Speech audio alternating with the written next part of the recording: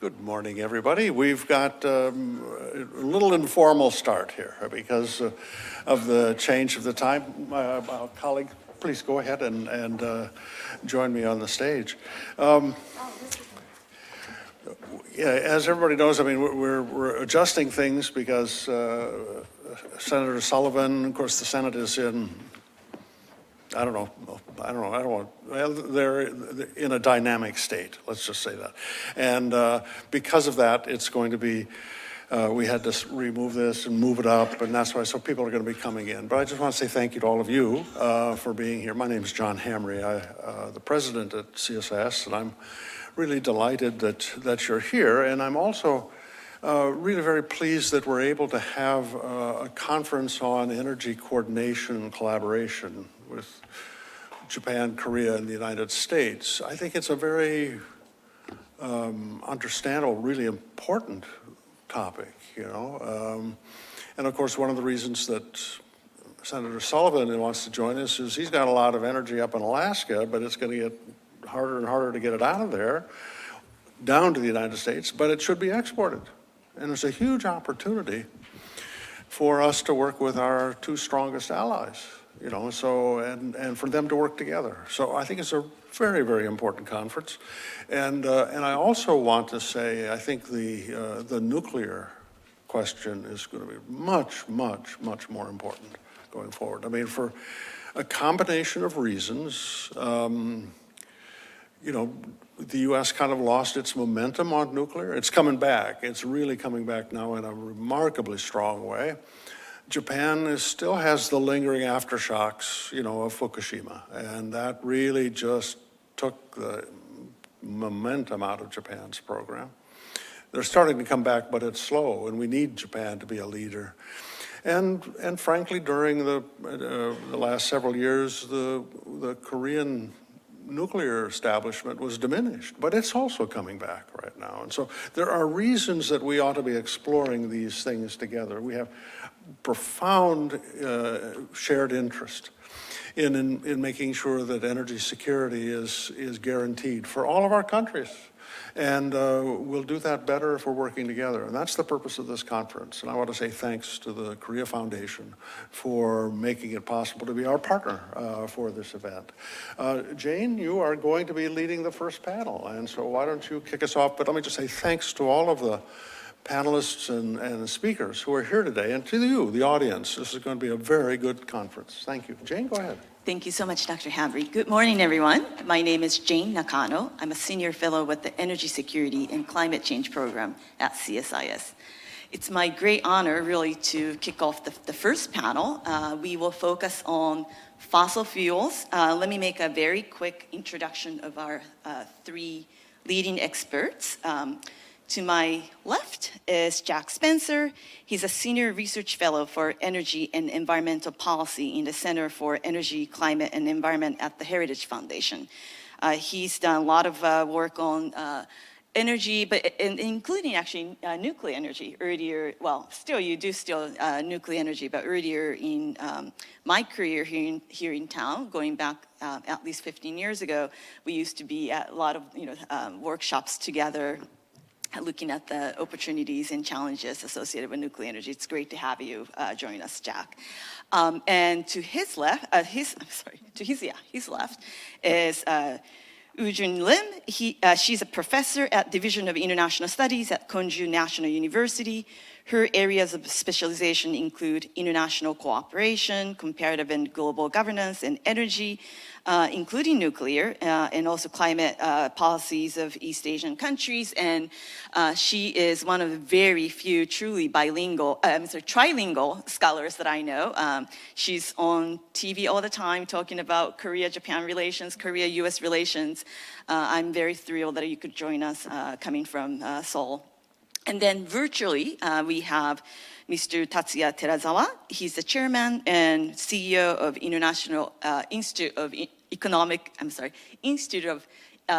Economics, Japan, IEJ. He's a chairman since July 2021. IEJ is one of the leading energy think tanks with, and its sort of signature products include the outlook, which came out very recently. So I definitely would love to hear some of your thoughts. But he's actually decorated former official with Japan's Ministry of METI, Ministry of Economic Trade and Industry, and he worked on many issues, not just limited to energy, but also trade. So I hope that you'll share your thoughts on what's happening at the intersection of energy and trade this morning. Instead of sort of asking our panelists to offer initial thoughts, I just wanted to jump right into the discussion, especially since Mr. Terazawa is joining us from Tokyo. It's almost midnight there. So let me start with you, Jack. So this panel is about fossil fuels. It's extremely timely because we're already starting to hear sort of very strong messages coming out of the new U.S. administration. Energy dominance is a theme that we did hear during the first Trump administration, but it's also coming back during the second Trump administration. The day one, we saw about at least half dozen executive orders on energy related coming out. So if you could help us get a better sense of what the new administration's priorities are, energy, but particularly fossil fuels, and for those of us that also look at some of the more of an international background, it'd be helpful if you could just highlight what are some of the sort of big changes you expect, but then also perhaps some of the continuities from the Biden administration, if there are anything at all, and then what are really some of the top administration agendas when it comes to energy and fossil fuels? Well, that's a lot. Yeah. First, let me thank you for inviting me here today. It is an honor to be here at CSIS and to speak on this really important issue. Let's start with energy dominance. Energy dominance, I think that's a good place to start. What does the Trump administration mean by that? Let me first clarify. I'm not speaking for the Trump administration. This is what I believe to be the case. It's about producing enough energy to affordably supply the United States with what it needs, but also its friends and allies. It's about not falling victim or being dependent on anyone else for energy, being able to compete in the international marketplace, being a dominant supplier of energy resources across the world. That doesn't mean supplying everyone with energy. It doesn't even mean necessarily supplying 100% of America's energy through domestic production, though it might. What it means is you're flooding the global economy with adequate supply that no one can hold you vulnerable by using energy as a weapon. Another country cannot threaten to cut off supply because it wouldn't do any good, because markets will respond and pump more. So by being energy dominant, by being the dominant energy producer player in the global economy, it allows the United States to insulate itself and its friends and its allies, and frankly, everyone, from being victimized by anyone holding at risk their energy supplies. And so that's the objective, and that's what you saw as what they are trying to accomplish with all of those executive orders. I mean, literally lifting the regulatory burden, opening up federal land so that producers can meet what the market is demanding. Now, people will argue, well, we were already producing a lot of gas and oil, and that's true, we were.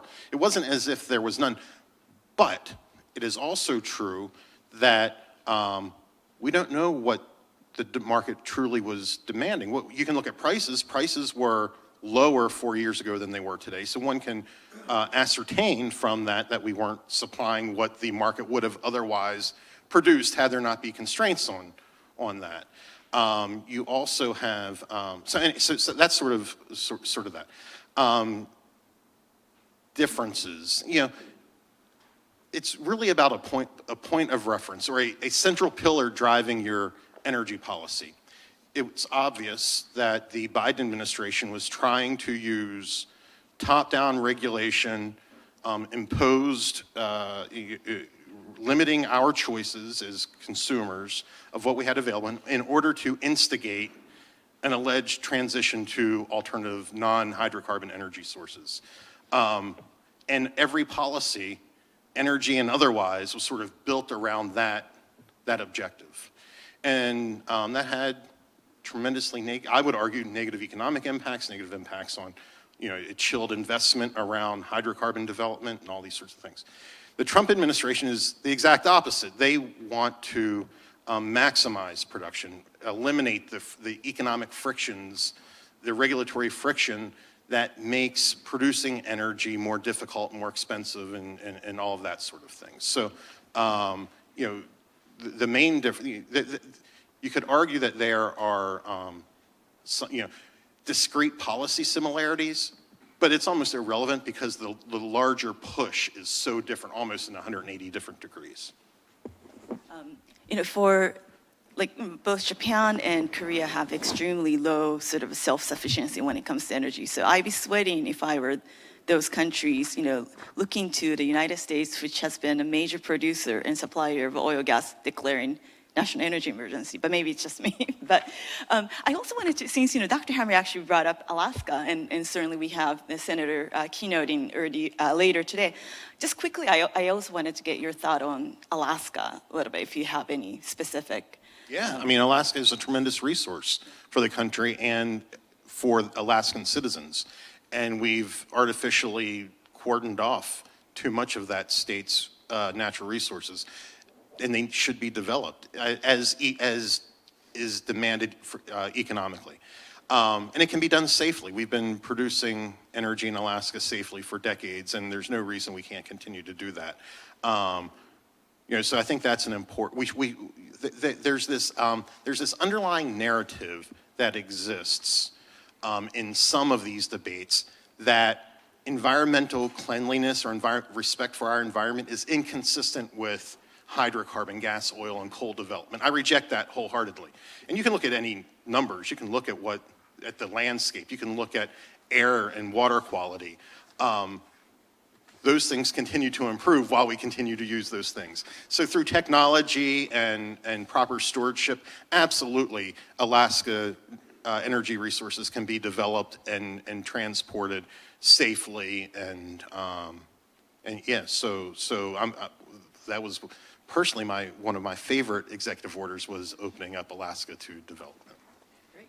Let me now actually turn to Mr. Terazawa from Tokyo.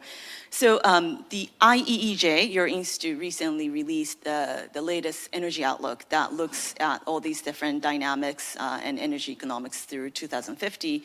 One of the highlights was that the role of LNG, liquefied natural gas, for energy transition. But then you also looked at some of the risks to the global energy system and noted that the risk of underinvestment in fossil fuels, one of the points that Jack just raised, being something that we really should watch. And in that sense, given what you've just heard from Jack, does the new U.S. administration's priorities and this, agenda that's very much focused on fossil fuel production, does it, really help address many of these concerns and risks that the IEJ, identifies?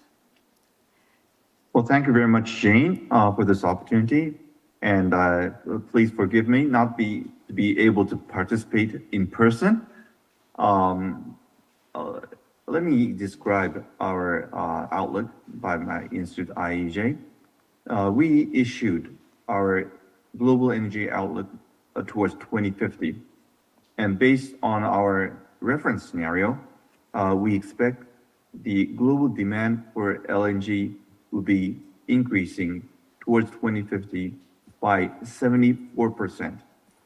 Even assuming the massive maximum deployment of technology, we expect the demand for LNG to increase towards 2040, gradually declining after 2040, but still in 2050 about the level that we have today. So we expect a very strong, steady demand for LNG. And where is it coming from? It is basically coming from Asia, not just only China, Japan, or Korea. It will be coming from the other Asia, which means Taiwan, Southeast Asia, and South Asia, including India. So there's a strong demand for LNG. IEA, a few years ago, stated that there will be no need for new upstream investment, development, assuming that we are on the net zero pathway. I think it led to many reactions from the policymakers and the industry and financial institutions against investment in fossil fuel, including natural gas and LNG. But we believe, as Jane said, that among various energy security risks, traditionally, it was the Middle East or the Strait of Hormuz for oil and gas. That was the classical geopolitical or energy security threat. But we are citing this potential underinvestment in fossil fuel, especially gas, as a energy security concern. I will give you one figure. The net zero emission scenario assumes a doubling of energy intensity improvement throughout this decade. And based on this assumption, the participants to COP28 made the pledge that we would improve our energy intensity improvement by doubling it towards this decade. I will just give you some figures. In 2022, the improvement was 2%. So the assumption is to have a 4% improvement every year from now until 2030. But remember, 2022 was a very special year, the invasion of Ukraine, and every country did a lot to improve their energy efficiency. So from that level, 2%, doubling to 4%, we thought it was very, very challenging. In fact, in 2023, the improvement was just 1%. 2024, just 1%. So each year, there was a 3 percentage point difference between the net zero scenario, which IEA was making their assumption there's no need for upstream investment, and the actual improvement. If you compound this difference towards 2030, in 2030, the difference in the energy demand will be 28%. So we'll have 28% more energy demand than the net zero scenario would assume. And the net zero scenario already assumes the maximum deployment of renewable energies, including the tripling of the capacity for renewable energies. So the balance of 28% will probably have to come from non-renewable sources of energy, and we believe that would have to come from LNG. So if there is an underinvestment in LNG, especially, this increase in the energy demand will not be satisfied, and that would lead to an energy crisis, not caused by geopolitics, but by policies driven energy crisis. That has been our concern. The former administration, Biden administration, announced the pause on the authorization of export of LNG. The argument was, for the short term, it doesn't affect the demand and supply. To some extent, it is true. After the Ukrainian invasion, many players came in to try to invest in LNG. But this pause put a question mark to the midterm and long-term role of the U.S. as a stable supplier of LNG. And as our concern is not just for the short term, but for the midterm and long term, this pause raised concern among main players, including Japan. And then comes President Trump again, and with all the changes in policies that Jack described, with many problems in other aspects, but in this LNG and fossil fuel, his change in policy would remove one of the serious concerns we had about energy security, which is the underinvestment in gas and oil, especially gas. And we welcome that change to ensure that we will not face this kind of energy security crisis driven by policies. Thank you so much, Terazawa-san.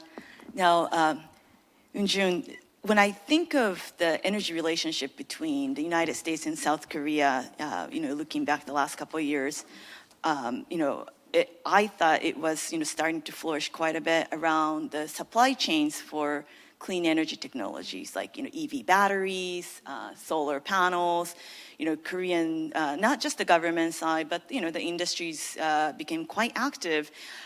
So now, I think we, within the United States, at least at the federal level, there's a bit of a rebalance in the focus and priority, certainly from the domestic perspective. And I wanted to get your thought as to how this, new U.S. administration's focus on fossil fuels may affect that bilateral relationship. What does it mean to, South Korea, both, the government policy, but then also sort of energy industry stakeholders? Thank you. Again, thank you for having me. This is always great to be back to DC and to have a wonderful conversation at CSIS. I'm looking forward to the further discussion. Let me just, first and foremost, let me just highlight energy security dimension. As you just pointed out, of course, during the Biden administration, Korean companies vastly invested in, for example, Georgia, Florida, South Carolina, there was, mostly, but Arizona too. Many, again, the South Korean companies build new factories, which are pretty much related to the so-called clean technology, climate technology, such as, again, PV, as you just mentioned, or EV batteries, those kind of things. So from their point of view, definitely all this kind of political swing is a, of course, challenge. But I'm not blaming that because, look at my country.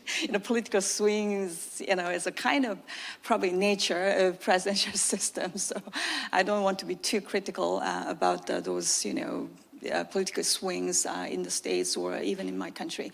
Again, that's a kind of nature. But the thing is, of course, from the business's point of view, definitely all this more like a swinging situation is certainly a risk. However, in terms of energy security, again, that's my, again, first and foremost point. As you already mentioned, South Korea, our imports is more than 90%, sometimes even more than 95% of our energy is from basically abroad. And then especially crude oil, we are very much dependent on the Middle East, as we all know. Of course, Japan's situation is not that different from our situation. Qatar, for example, very good, reliable. The thing is transportation. Even though they do have an abundant, amount of resources and, partnership with those countries are pretty good. However, as we just observed, Israel-Hamas conflict, all this war situations made it much more costly and difficult to deliver all this, again, the gas and oil from the Middle East to the East Asia. And it's much longer, of course, compared to the, for example, Alaska. We're going to talk about Alaska later. We do have definitely we do have some risk when we deliver all this, raw materials from the Middle East to East Asia. So diversification has been and will be, I think, our major concern. So how to diversify our energy mix portfolio, but at the same time, how to diversify the countries importing, again, country. So in that sense, U.S. can definitely has been contributing and will contribute, I think, to the energy security of Korea and Japan. And for example, 2023, approximately 14% of our crude oil is from U.S. and another 12% of our gas was from, again, the U.S. And of course, we are robust, we do have a robust alliance-ship, and then again, the logistics is much less risky. So definitely those, President Trump's that direction can contribute to the energy security. Or industrial-wise, again, the shipbuilding industry, definitely, if you see the stock price, you'll be pretty pretty surprised. For example, like Hana Ocean, like company, the stock price was almost like a double. It indicates, again, that there are growing, looming, larger, again, the demand for the shipbuilding, for the LNG tanker, or even maintenance, those kind of services. So, there are kind of positive smiling sides, and at the same time we have another side who are kind of who faced more challenges. So I will say again, we have both, but I want to focus on the more positive side. That's I think our kind of purpose of today's seminar conference. Thank you. Let me actually go back to Terazawa-san. So this is a really interesting week to talk about trilateral, but certainly bilateral, Japan's energy ties with the United States, because your prime minister will be visiting Washington and meeting with the president on Friday, if I'm not mistaken. So maybe, but that may also make it a little tricky because we don't know exactly, what may come out of that conversation. But if you could please share with us, what do you expect to be, the sort of maybe outcome of that discussion? How would the bilateral energy ties be evolving, and perhaps even including Korea, and including your thought on what role this the U.S. focus on Alaska may play into the future of energy cooperation, bilaterally and trilaterally, please. Well, I don't have a crystal ball, so I cannot predict what will be the outcome of the meeting of the two leaders. But I would expect, since President Trump would be talking about the trade surplus or whatever, and if we think about what we can buy from the U.S., it is clear that LNG will come as the top of the list. And it is not something that we are forced to buy, as they described. It's not just the global outlook for LNG, it's the outlook for Japan's LNG. We need to have LNG for Japan as well. And in addition, it's not just Japan, our Asian neighbors would need to have LNG. So I think there would be a logical argument that U.S. being a dominant LNG player, supplier, exporting LNG to Japan and Korea and other parts of Asia. And we can help that process by providing the necessary technology and financing so that the Asian countries can buy from the U.S. of the U.S. LNG. And so in that regard, it could be a win-win-win. Win for the U.S. by more investment, more employment. Win for Japan by securing our energy supply. And win for our Asian countries to support their growth. So it'll be an extremely win-win-win kind of development. But there are impediments to make this happen. Asian countries, now I'm not talking about Korea or Japan, but the other Asian countries need financing to make the investment to be able to receive LNG and to use LNG. But currently financing for a fossil fuel related projects, including gas, is made very, very difficult. The reasons? One reason is that the G7 summit meetings have issued statements basically being very negative against LNG and especially financing for LNG. The MDBs, the multilateral development banks, like Asian development banks, are very negative against providing financing for fossil fuel, including LNG. And also the global financial sectors, the private sectors, are also against financing to these sectors. So to turn the logical argument to have LNG from the US to Japan and to Asia to be made possible, I think these impediments have to be worked out. Under the previous administration, the US was against fossil fuels in the G7. The US was against fossil fuel for those MDBs, and the US was against fossil fuels in those international financial community. But now with the change in the administration and also the change in the reality in Asia that would need LNG, I think this is something that we can work together not just selling and buying, but also the changing the international norms together with the U.S., Japan, and also Korea.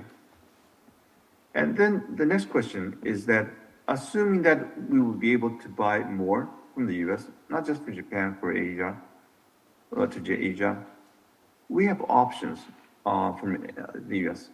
We can buy from the Gulf of Mexico or Gulf of America, basically the natural gas coming from Texas, Louisiana, and so on. That's one option. And as Jane pointed out, there's an option to buy from Alaska. For us, LNG is LNG, and we are happy to buy LNG from the U.S., but we have to make sure between these choices, the LNG that we would be buying would have to come in a timely manner, and it would have to be coming at a cost-effective manner, and the projects would have to be predictable. The advantage of Alaska is that the LNG coming from the Gulf of Mexico, Gulf of America, traditionally went through the Panama Canal. But now, with the water level going down, LNG vessels have difficulty going through the Panama Canal. And since they cannot go through the Suez Canal for the geopolitical concerns, the vessels are going all the way around the Cape of Hope and through the South China Sea to Japan. That's a really long way, and it goes through some of the geopolitically risky areas. So that's the advantage of Alaska. Alaska, you don't have to do that. You can go straight from Alaska to Japan, and much shorter. Having said the advantage of Alaska, the problem with Alaska is that you have to construct a new pipeline to carry the natural gas. It's long, so it takes time. For the use of fossil fuel, we are running against time because the U.S. get out of this pledge, but all the other countries have made a pledge to realize carbon neutrality by 2050. So in general, we have to recover the investment from large projects, including LNG, by 2050. If you need to construct in new pipelines, and if it takes 10 years from now, you start shipping LNG in 2035. And until 2030, 2050, that's only 15 years. Usually, to recover investment in LNG, 20 or 25 years, or maybe longer are required. So that time horizon is a challenge. And since probably we have to get LNG sooner because many of our long-term contracts would start expiring after 2029. So rather than wait for 2035, LNG available for 2030 would be in line with our interests. And most of the LNG coming from the Gulf of Mexico, Gulf of America, to be delivered by around 2030. So that will come in a timely manner. And since the pipelines are already constructed in within the U.S., 48 states, you don't have to build new pipelines. It's only the liquefaction facilities, LNG exporting facilities that you have to invest in. Alaska, you have to construct pipelines and then the LNG exporting facilities. So theoretically, the price tag would probably be much larger for Alaska. And then comes the long-term project nature of long-term project. We need to have perfect stability in policies throughout this project. Now we have President Trump, who is strongly in support of these projects, but what would happen after 4 years? That is the unpredictability that discourages investment. So certainly Alaska is a good option, but it has to satisfy those timeliness issue, the cost issue, and there has to be a commitment for stability. These three elements would have to be satisfied to ensure that Alaskan LNG could be comparable to LNG coming from other parts of the U.S., from the Gulf of Mexico, Gulf of the American states. Thank you so much, Terazawa-san. Now let me come back to you in June. So also on Alaska, but not just limited to Alaska, though, the major bilateral or trilateral energy opportunities, what are the opportunities? And I guess including, your view on whether, Alaska could be something concrete where, Korea and Japan can cooperate and then work with the United States. And I guess relatedly, as you mentioned, I appreciate, a feature of, I guess, presidential system and democracies, there are changes every, 4 years, 8 years, et cetera, or I guess in Korea's case, 5 years, one-term presidency. But, if you are to advise, and I guess you are probably advising already, but what should be really the key elements of energy cooperation with Washington and also with Tokyo, in your view? And again, love to definitely hear your thoughts on Alaska. Thank you. Thank you for the very important question. First and foremost, Terazawa-san already pointed out Alaska can be a reasonable option, but absolutely we do have some, very vague variables now. Again, the cost is number one. It's huge money. Again, 44 billion, right, to construct a pipeline which extends like a 1,300 kilometer, right, to connect the north and south. That's, astronomical number. It's a huge money.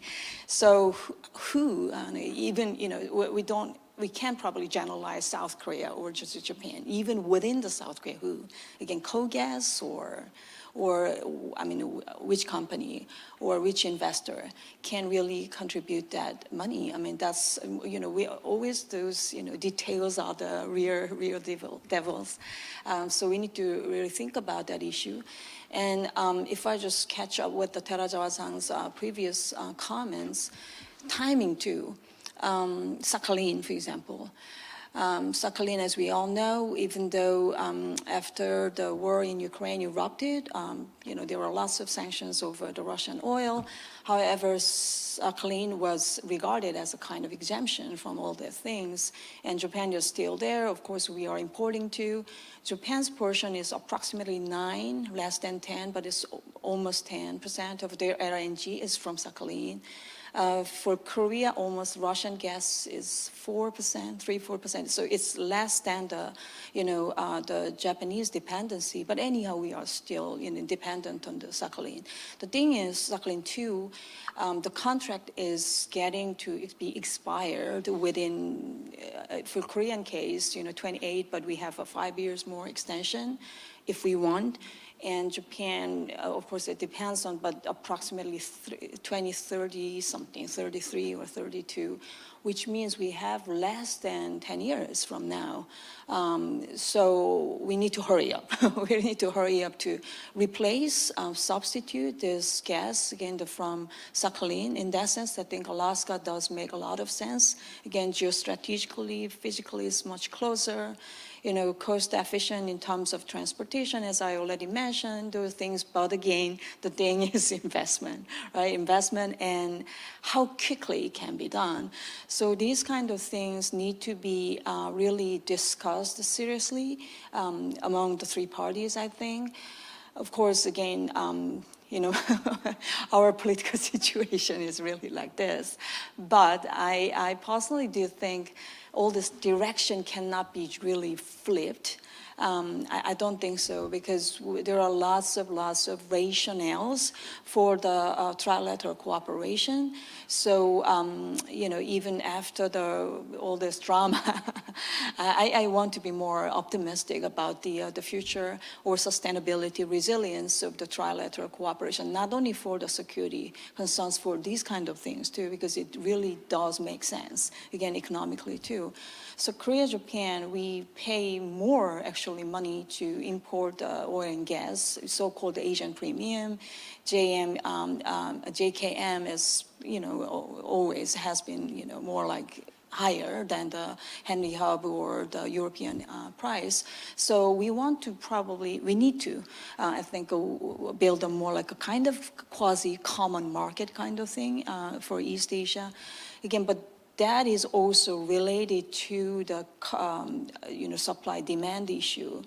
If the demand of Korea, Japan doesn't go up to with the level we expect, if so, we can probably resell it to the Southeast Asia, as Taraja-san briefly mentioned.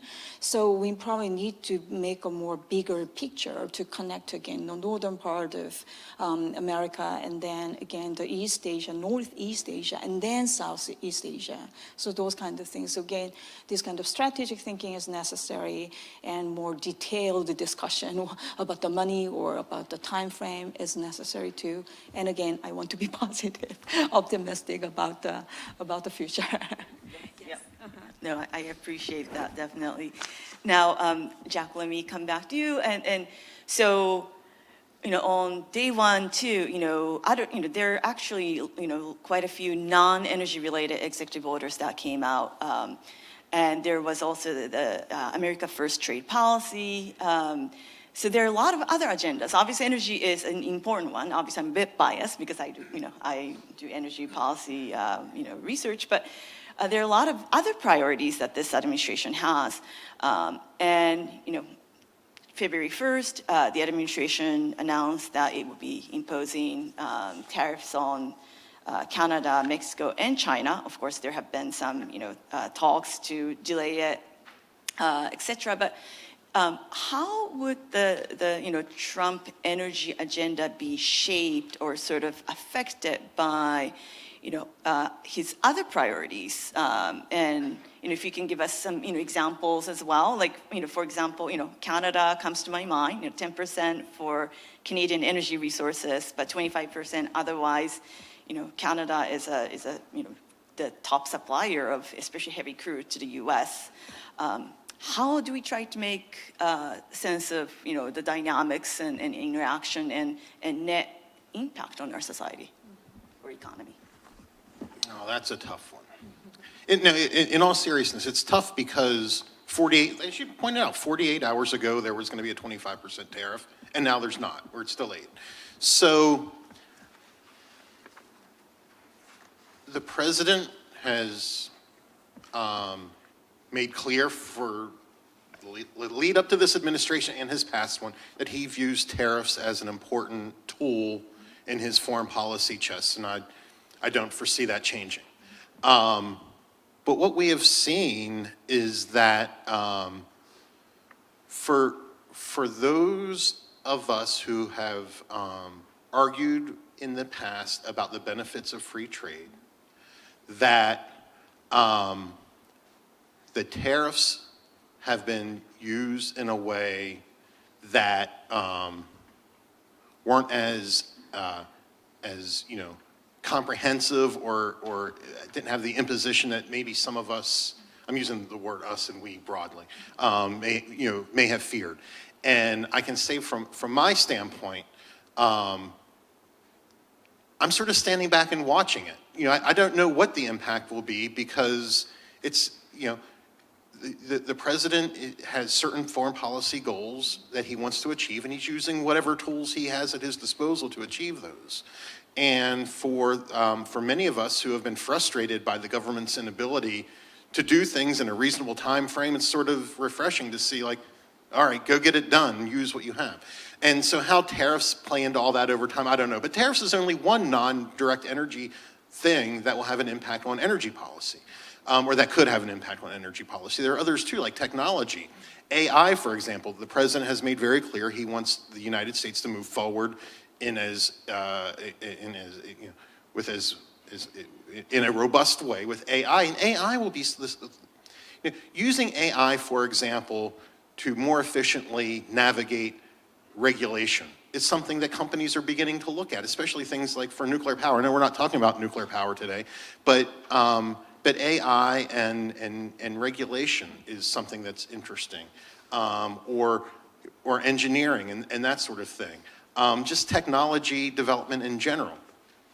One of the great things, we're talking about all these government policies and stuff and the trilateral relation. What makes America, I think, great and has made our economy great is the the spirit of innovation that has driven this country from the very beginning of its being. People came here because they were tired of being oppressed, and they came here and innovated and built and grew.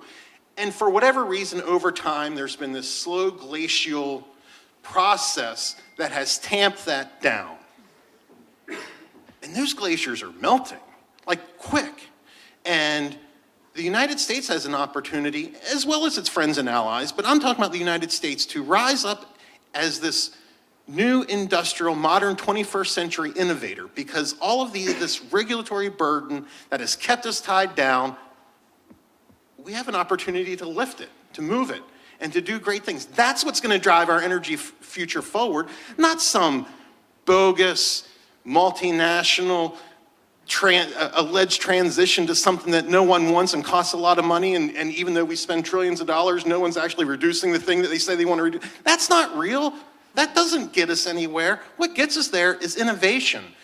And we get hung up on a tariff. Look, it's the innovation that's going to drive us forward, and that is the non-direct energy policy that this administration, that will be the lasting impact, in my estimate. I dropped my new book on nuclear energy. It just came out, called Nuclear Revolution, that gives my opinion on how to revolutionize nuclear power. It's available on Amazon.com if anyone wants it. And there is quite a bit of a discussion that's starting to happen, since actually, towards the end of the last administration, but how, the energy requirement from, AI and data centers is extremely important. It's something that we're still sort of trying to learn, and as far as the type of energy goes, I agree with you. I think nuclear is part of the solution. I think for quite a while, I think natural gas is also part of the solution in meeting. And sort of bigger picture, when we heard some of the confirmation hearing, now, confirmed Secretary of Interior, Doug, Burgum, noted that, there's this, AI competition, technology competition with China, and, energy is really key. And in that spirit, though, I just can't help, obviously the idea isn't to be really stuck on the trade and certainly the tariff part, but, the U.S.-China energy relations are quite dynamic. It's been always dynamic, but it's also interesting to see, there's this, the 10% tariff that's announced on China, and China is, has introduced 15% tariff on U.S. Crude oil and LNG, and when we look back on the first Trump administration, Chinese appetite for energy was something that would help the United States solve some of the bilateral trade issue, right? I mean, they're all intertwined. Any sense as to how, is this are we just at the beginning of some sort of a negotiation with Beijing, or is this, do we also have a sort of an idea of what the win for Washington may look like right at the moment?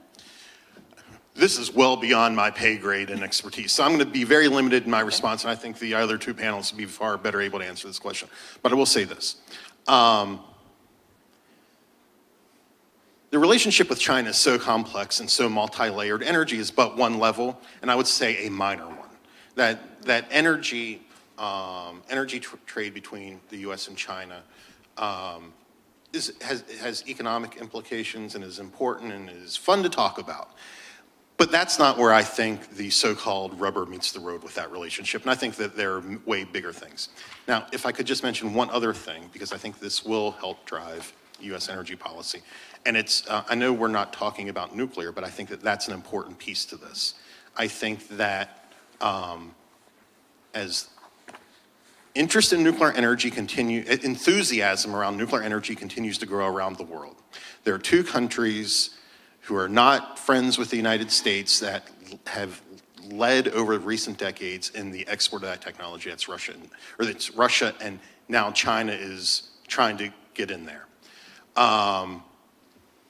That, I think, is something that brings to bright contrast the importance of the United States to get out of the 1970s way of doing nuclear and come up with a new 21st century way.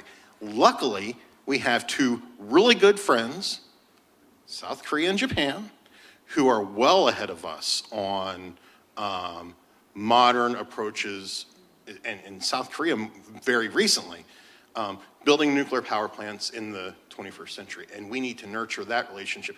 We have the technology.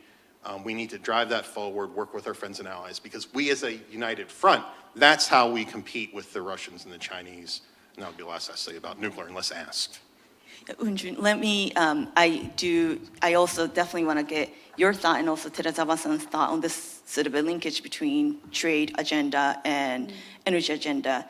To South Korea, how much of sort of a unknown, or risk does this sort of a trade agenda present? Well, I'm sorry, in the context of the energy, relations, yeah. energy, right?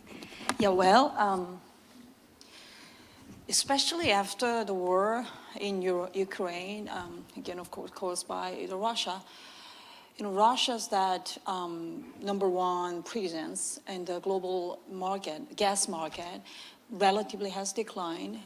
And additionally, of course, the U.S.'s presence loomed larger, and now U.S. became the number one. China, of course, it does have a purchasing power rather than having a power as an exporter, especially in terms of LNG or gas in general. But Chinese, their extensive purchasing power is a huge leverage, I think, especially vis-a-vis to Russia.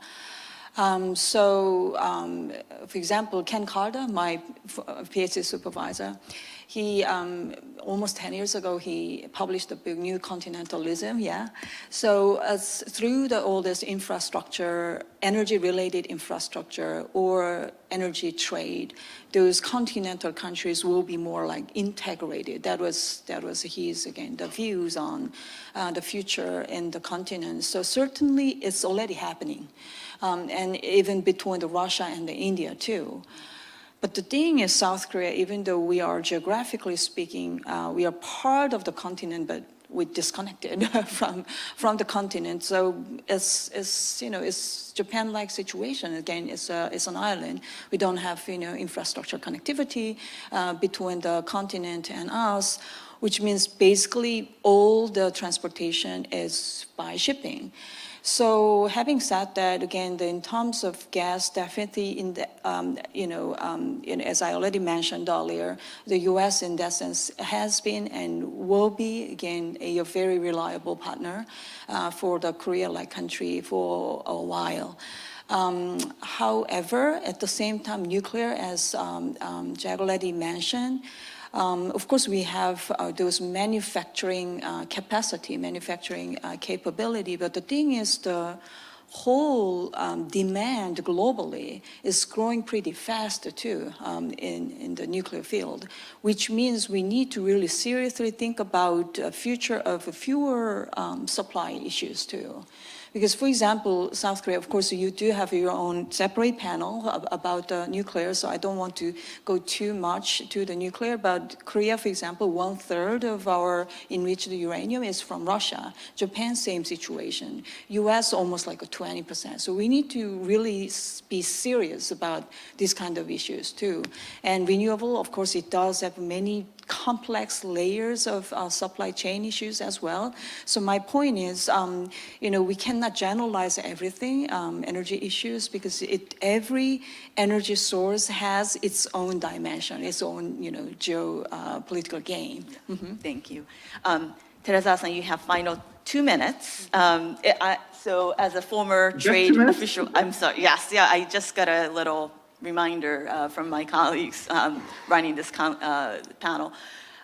What's your thought on the intersection, sort of the trade policy agenda shaping Japan's energy relationship with the U.S.?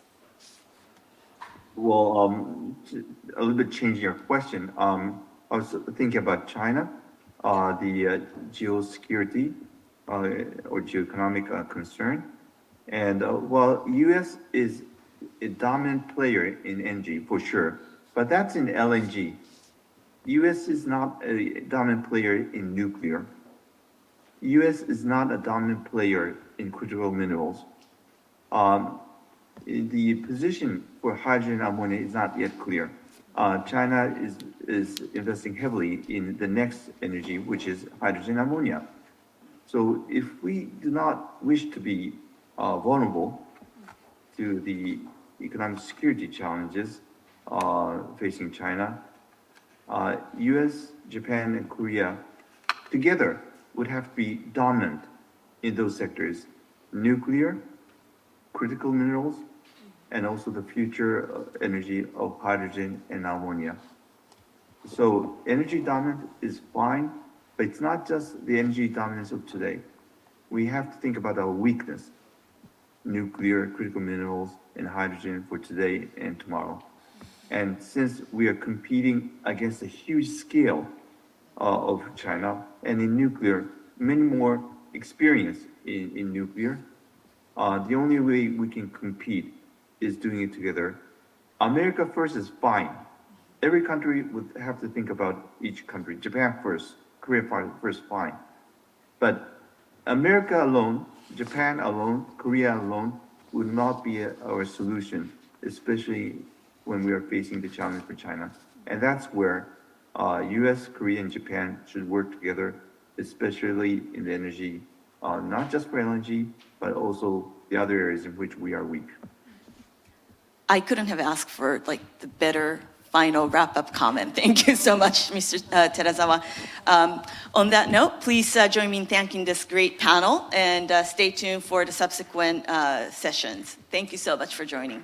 Thank you very much. It was my great pleasure.